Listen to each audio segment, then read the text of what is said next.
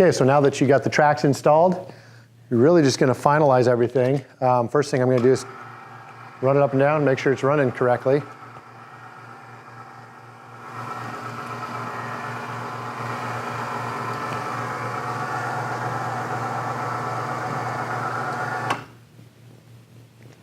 Now when it gets to the top, you can make your final adjustments up there. You can see it's a little below here, and I have some room to go up, so I'm going to adjust the limits.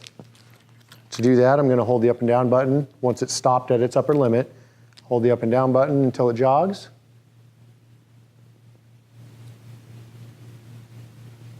Or not. Sometimes it does that. You run it down, back up, let it stop on its own. I'm going to try again. Takes about 8 to 10 seconds usually. There it is. Then you can bring that up. See, it's above there now, so I hold the My button down to set the new limit. Take your track caps, put them on. This one's the right one. When I do this, sometimes they're tight, so you're going to do the bottom first usually. Then you're going to bend it in, do the top,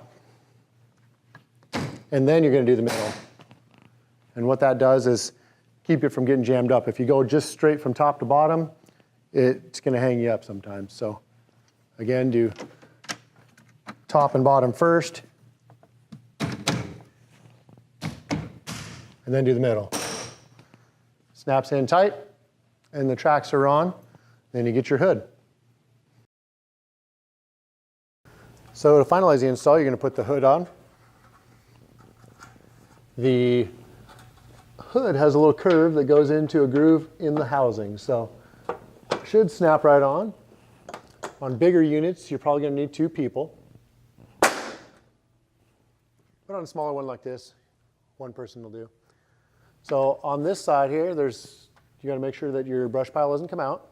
So I slide that way, make sure it's all the way in. Snap that side done, you're good.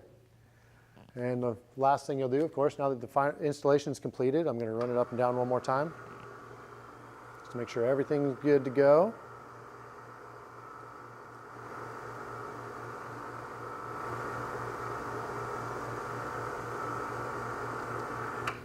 It looks good up there. And then on the way back down, I'm going to test the obstacle detection. So what we're going to do is run it down. All our screens are going to come with this obstacle detection that's going to detect whether it stalls in the wind, somebody leaves a chair under it, whatever. So check to make sure that works. I use my shoulder, and it works.